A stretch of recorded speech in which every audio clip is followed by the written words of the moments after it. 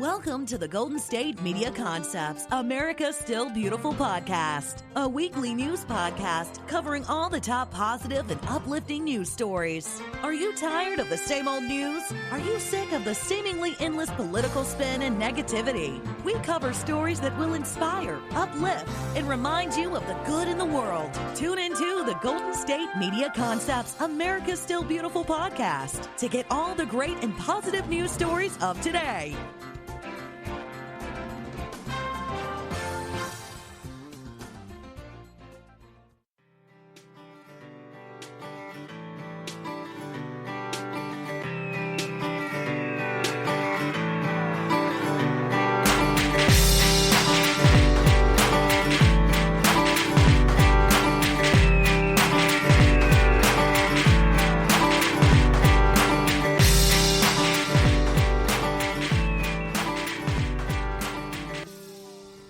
Welcome to GSMC, America's Still Beautiful podcast, brought to you by the GSMC Podcast Network. I am your host, Alyssa Joe. Hello, everybody. How's it going today? I hope you're having a wonderful day so far. Happy Monday. I am back to bring you your Monday dose of positive, feel-good news. I hope that this starts out your week in a positive sense, with some positive vibes. I got lots of good stories today. I got things about our environment. I got some scientific discoveries, some new studies. I have some really inspiring stories about some people and the crazy things that they've been doing. You know me. I got lots of good ones. So I'm just going to stop rambling on and I'm going to jump right in to sharing these positive stories with you. So I thought we would start off with some positive things about our environment all around the world. And the New Zealand Prime Minister has pledged to reach 1,000% renewable energy across nation by 2030. So her name is Jacinda Ardern. She became New Zealand's Prime Minister in 2017. And since then, she has emerged as one of the world's climate leaders, okay? And the government initiatives over the past few years have included planting 100 million trees a year, banning all future offshore oil exploration, and placing a cap on the use of synthetic nitrogen fertilizer in a bid to protect the fresh water from agriculture pollution. So now, addition to all of that, the Labour Party has pledged that if they are elected in the upcoming October 17th elections, all energy generation in the country will be 100% renewable by 2030. So this actually ups a previous target of the phasing out of all non-renewable energy by 2035. So the pledge involves accelerating the electrification of the transport and industrial sectors and investing in emerging technologies such as green hydrogen while continuing to make energy affordable for New Zealanders. So they say that the COVID-19 economic recovery represents a once-in-a-generation opportunity to reshape New Zealand's energy system to be more renewable, faster, affordable, and secure. They said the investment in renewable energy is also jobs rich. Our plan will be creating new jobs and develop the high-skill workforce our future economy needs to thrive. So the Labour Energy spokesperson, Megan Woods, she says that New Zealand produces 84% of its electricity from renewable sources now, but we can do better. We will stop activities that increase our emissions by, for example, banning new thermal base load generation and promote clean energy development.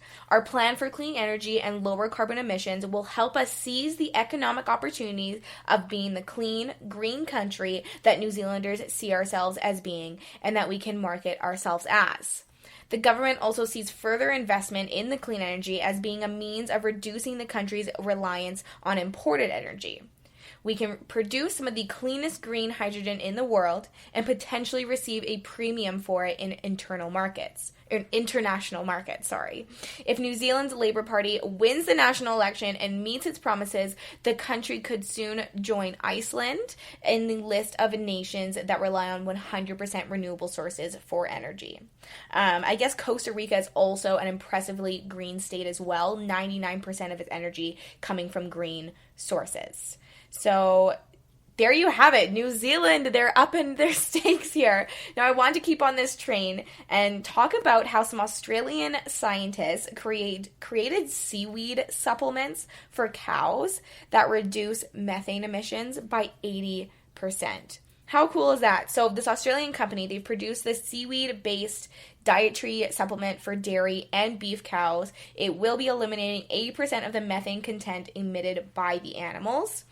So if only 10% of global cattle herds consume the supplement, it was created by Future Feed Unlimited, it would be the same as taking 50 million cars off the roadways.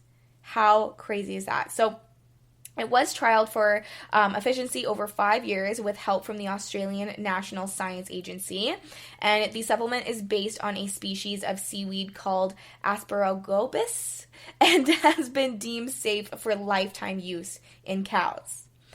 So it will cause beef and ozone lovers to jump for joy because $13 million has already been secured from 5 investors to allow Future Feed to establish the entire supply chain from seaweed cultivation to production and distribution. And the company expects to see commercial volumes of the feed additive supplied into the Australian beef and dairy market by mid-2021, with international markets to follow. So it's coming out quick.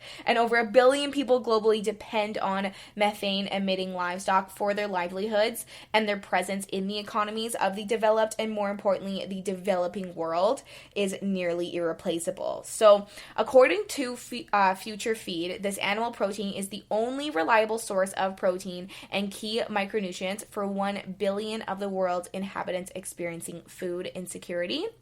So they say that a long persecuted source of greenhouse gases actually represents a fairly low percentage of GHGs in the world, only about 5%. So the battle to slow climate change has had the scientists concerned about that 5% for years. But experts are really quick to point out that the emit of methane is a powerful greenhouse gas. It's about 28 times more powerful than carbon dioxide at warming the Earth over 100 years and 80 times more powerful over the course of 2 decades.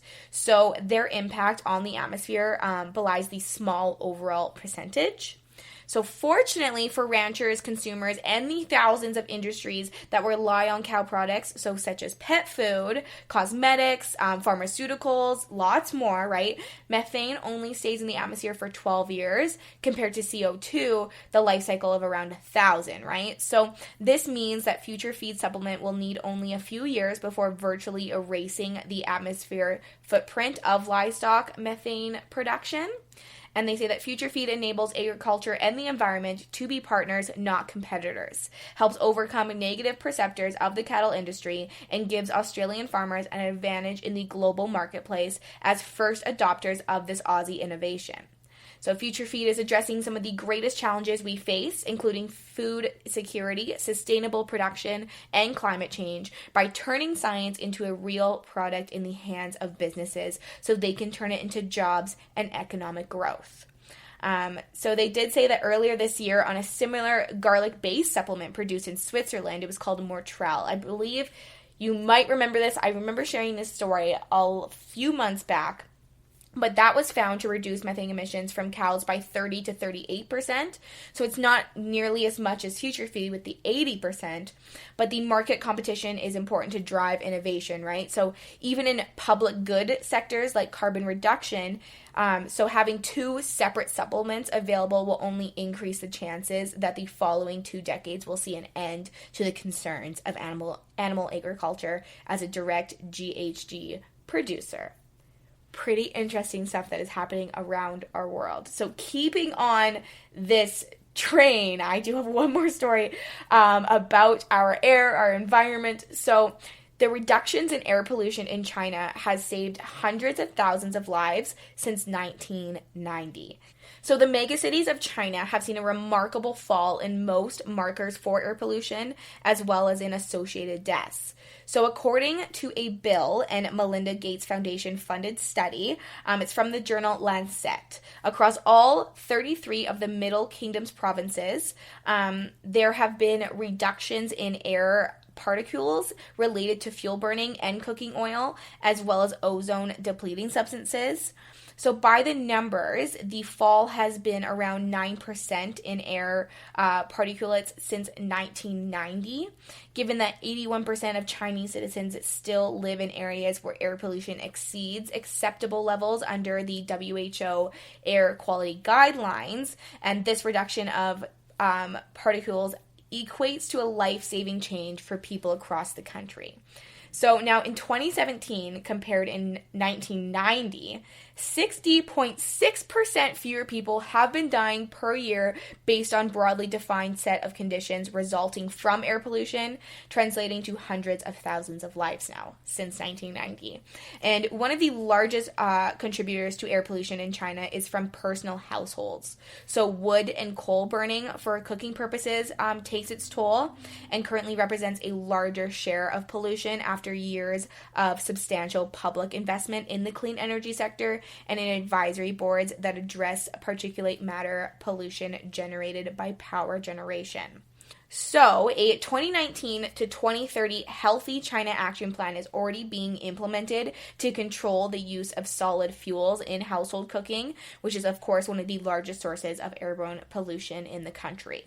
So, this initiative will hopefully save even more lives and lead to a cleaner and cleaner air for the most populous nation on Earth. There you go. The first little bit of today's episode, I wanted to jam-pack those 3 positive stories about our air and our environment. Now it's time for a little bit of a break, but don't go anywhere. When we get back, I'm going to share some really fun scientific discoveries for you, including one that says taking hot baths regularly may lower your blood pressure. I also have some pretty inspiring stories about a woman and what she's been doing for dogs, actually, during these wildfires that are going around in our world. So I will be right back. Don't go anywhere. The GSMC Life and Happiness podcast takes you on a journey of exploration. We'll discuss tried and true methods alongside the latest trends of how to best live your life to its fullest and happiest. From psychology to meditation, science to self-help books, the GSMC Life and Happiness podcast will help you to discover what makes you happy and how you can live life being the best you possible. Download the GSMC Life and Happiness podcast on iTunes, Stitcher, SoundCloud, Google Play, or anywhere you find podcasts. Just type GSMC in the search bar.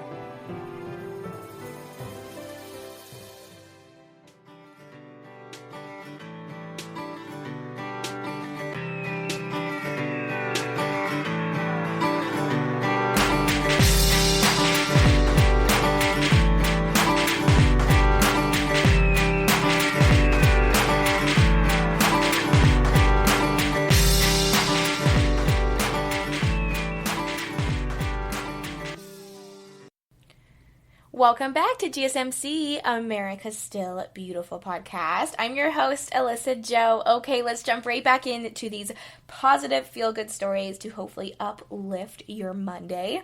So the next story I want to share with you is about this new study that came out that says taking hot baths regularly may lower your blood pressure. So they're saying that taking a hot bath several times a week has been shown in a study to possibly reduce the risk for blood pressure and diabetes. So these findings came from a study of 1,300 individuals in 3 different bathing groups. And those who took a hot bath less than 1 from 1 to 4 and 4 to more times a week. So their findings were pretty consistent based on the therapeutic benefits of extreme heat. The European Association for the Study of Diabetes collected measurements like blood pressure, body mass, and blood tests, and found that those with a higher frequency of bathing saw decreases in body weight, blood pressure, and glycated hemoglobin, which is a marker of blood sugar. So the highest average risk reductions were observed in those who bathed 4 or more times a week for a duration of 16 minutes, and the improvements in blood pressure and blood sugar were observed in adults regardless of weight, age, sex, or medications that they take. They're saying that heat therapy, shown here with hot tub bathing, can be an effective therapeutic option for type 2 diabetes in daily life. An alternative form of heat exposure might be nutrition therapy and exercise as well. One of the reasons that heat therapy can produce positive results with diabetes is that as blood moves from your core to your skin to facilitate sweating in the hot environment of like a jacuzzi or a hot bath, your heart starts to beat faster, so up to 150 beats per minute, which is about the same as moderate intensity exercise. So since exercise is an all-cause mortality mitigator, it's no surprise that the similar physiological effect would be beneficial for such significant morbidity factors like high blood pressure or diabetes. And these two conditions, along with a host of others, were improved with another form of therapeutic heat. Any guesses? Saunas. So take hot baths and hang out in the sauna a lot more. So they're saying a sauna session was found to increase heart rate variability, which is indicative of heart's capacity to react strongly under stressful conditions.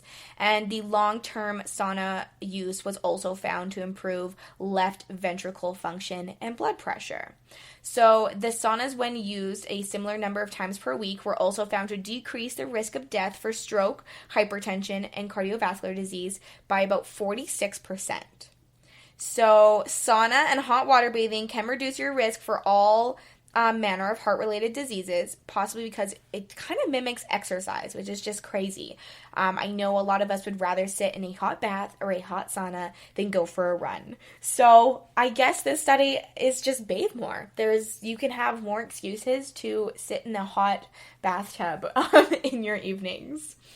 Now, the next story I want to share with you is this really inspiring story about a woman who got inspired, actually, by a dog's survival during the wildfire rallies, and she donated 7,500 pet oxygen masks, and she actually adopted a pup herself.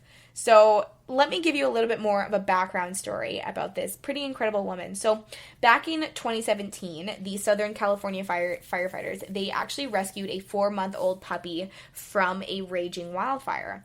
It was a Great Dane lab mix, and then he was placed in an Anaheim animal shelter with hopes that this dog would be reunited with her owners.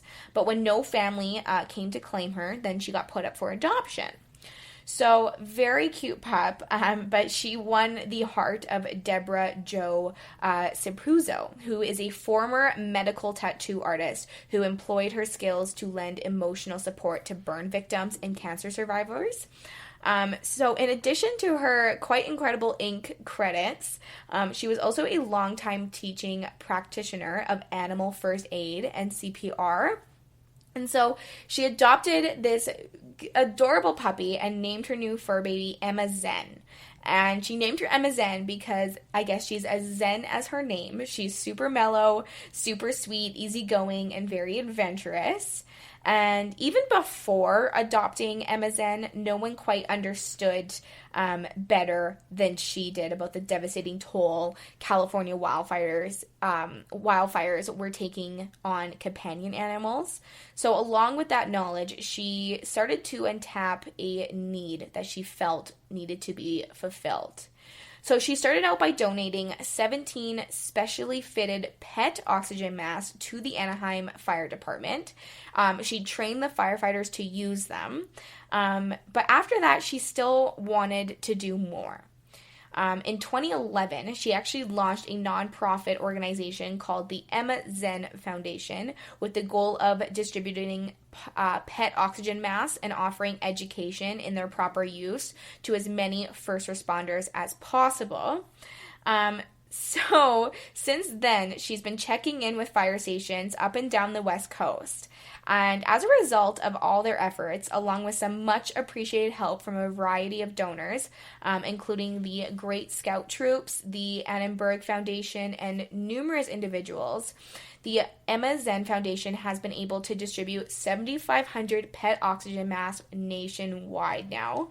So with increasing frequencies and severity of wildfires in the States, she did eventually decide to dedicate herself to the Emma Zen Foundation full time now. So Emma Zen is now 13 years old. She has a bit of age-related doggy arthritis, but she keeps her dog mom company as she makes her rounds to all these fire stations. She says, if I died tomorrow, we left behind, Emma and I, something that means more to me than anything, and that's the animals on this planet. This has been my biggest accomplishment, and I was led there by a dog. Pretty incredible, inspiring story, I have to say. Now, keeping on this doggy train, this is also a really cool story. All you animal lovers out there are going to love this. So now abandoned senior dogs are living out their golden years because they get to stay at this new retirement sanctuary for dogs.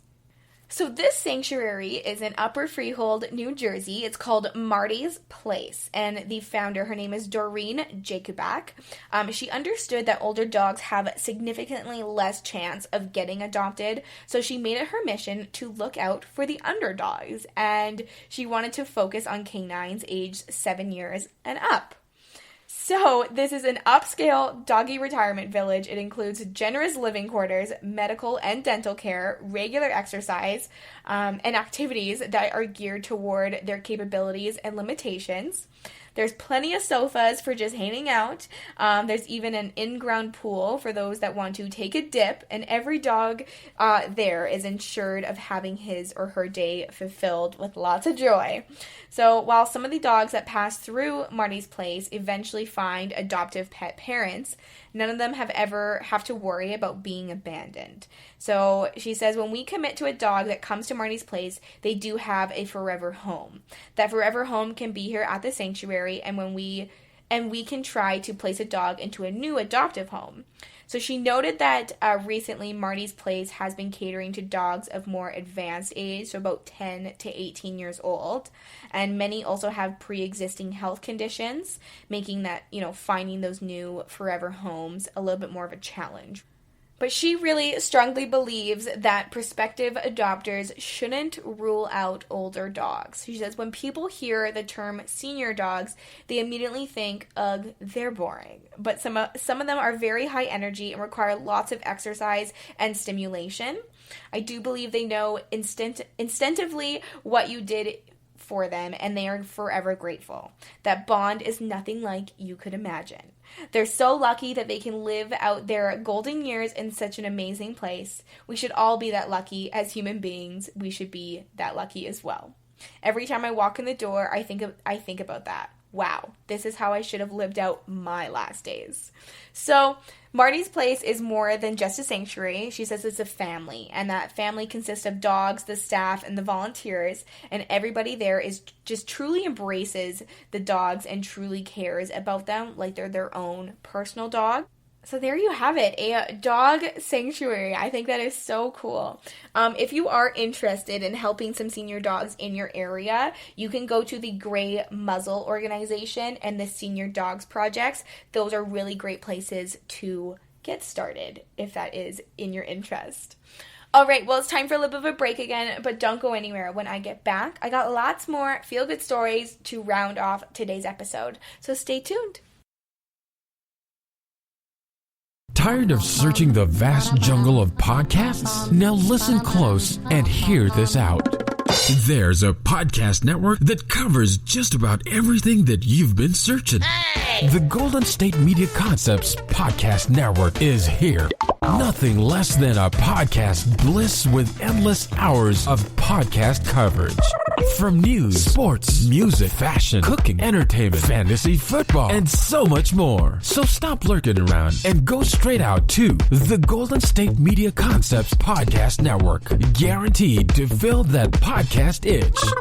Whatever it may be. Visit us at www.gsmcpodcast.com. Follow us on Facebook and Twitter, and download us on iTunes, SoundCloud, and Google Play.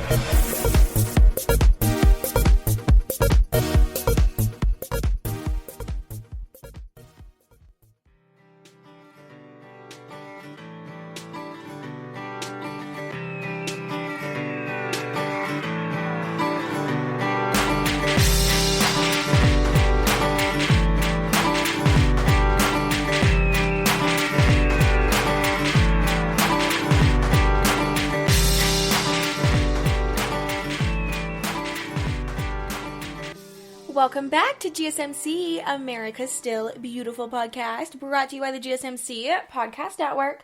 I am your host, Alyssa Joe. Hello. We're on the last stretch of today's episode, so let me jump right back in and fulfill it with lots more feel-good, positive stories for you. All right, so my next story is about a very generous boss who is retiring. And usually when a person retires after many years of service, they traditionally receive, a card full of farewell wishes from their colleagues, maybe a thoughtful gift, a framed photo, a large bouquet of flowers, things like that, right? But this boss at this UK company, he's retiring and he's gifting $12.7 million to his employees as a goodbye. His name is David Stevens. He's the chief executive of Admiral. It's the successful Wales-based motor insurance company. It's been listed on the London Stock Exchange since 2004, and he co-founded the business with his wife Heather back in 1991. So he started off with a team of just 57 people, and they now have 7,500 staff in the south of Wales. They have 3,000 overseas in US, Spain, Italy, France, India, and Canada.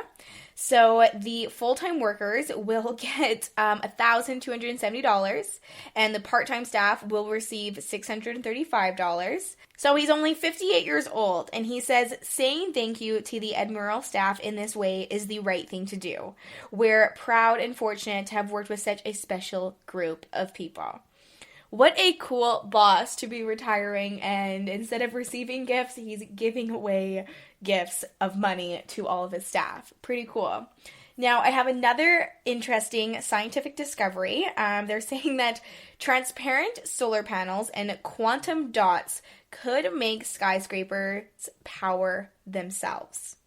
So in labs literally around the world, scientists and engineers are working to transform skyscrapers into a giant solar energy generating pylons. So this has been made possible by seemingly fictional invention that has appeared over the last few years: organic, transparent solar cells that, when inserted into panes of glass, absorb the sun and turn it into electricity to power the building. So a team from the University of Michigan contributed massively to this research, which was supported by the U.S. Department of Energy by recently breaking the established scientific record for conversion efficiency, 8.1%, and transparency, 43%, in their carbon-based solar cells inserted into window glass, turning it into the slightly grayish-green tint like sunglasses or car windows. And they say that the new material we developed and the structure of the device we built had to balance multiple trade-offs to provide good sunlight absorption, high voltage, high current, low resistance, and color-neutral transparency all at the same time. So in addition, the researchers developed optical coatings, which when applied to the glass, as is often the case with treated windows on skyscrapers, it boosts both power generated from infrared light and transparency in the human visible range, which is two qualities that are usually in competition with one another. So both versions of their cells can be manufactured at a large scale using materials that are less toxic than the transparent solar cells, and they can be placed in between the panes of double glazed windows. So the transparent organic solar cells can be customized for local latitudes, taking advantage of the fact that they are most efficient when the sun's rays are hitting them at a perpendicular angle. So they haven't yet brought any of their remarkable technology to the market, but there's another company looking to turn skyscraper windows into electricity-rich solar panels is already making profits. So they're saying that another set of engineers and scientists looking to help change the way skyscrapers power themselves is UBIQD. And what UBIQD is, it's in a development stage company. It's manufacturing nanocrystals in Los Alamos, New Mexico, and they're calling their technology quantum dots. So this is basically in reference to their size. It would take 100,000 of them to span the width of your fingernail. How small is that? So they are used to make solar-powered windows that operate in a truly mind-boggling fashion, they say. So it's pretty much like tiny nano onions, they call it. Their layers are protecting the light-emitting core, and they are laminated onto a window pane where their crystalline structure captures sunlight and emits it through the internal reflection outward in a two-dimensional grid towards the edges of the window pane. And then once there, the frame in which the glass is fitted can absorb the photovoltaic energy and convert it into electricity without the need for wires or other components to appear on the glass, thereby distributing the view out of the window. So a minimal photovoltaic profile and efficiency designed electronics allow the UBI QD solar windows to fit into existing manufacturing and installation practices. So the company is also using another configuration of quantum dots to power a warp speed jump in greenhouse technology. And the greenhouse windows treated with special quantum dots will actually convert part of the sunlight's blue spectrum during absorption. So upon exit, the blue light becomes red, increasing the potency of the plant's natural photosynthesis process. Isn't science just incredible? Well, that is all of the feel-good, positive news stories that I have for you today. I hope this uplifted your Monday. Hope it gave you a little spark of energy, just a little oomph to the start of your week. So thank you so much for listening to GSMC, America's Still Beautiful podcast, brought to you by the GSMC Podcast Network. I am your host, Alyssa Joe.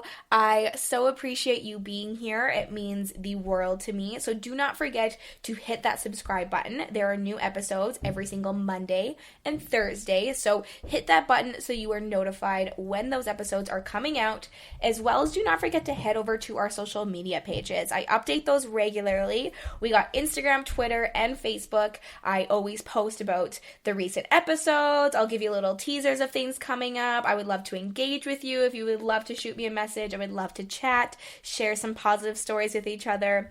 As well, too, do not forget to leave a 5-star review. Whatever platform you are listening to this podcast on, there will be a review section. If you can just not forget, just take 10 seconds out of your day, leave a review. It helps out a ton, and I absolutely love reading and seeing these reviews.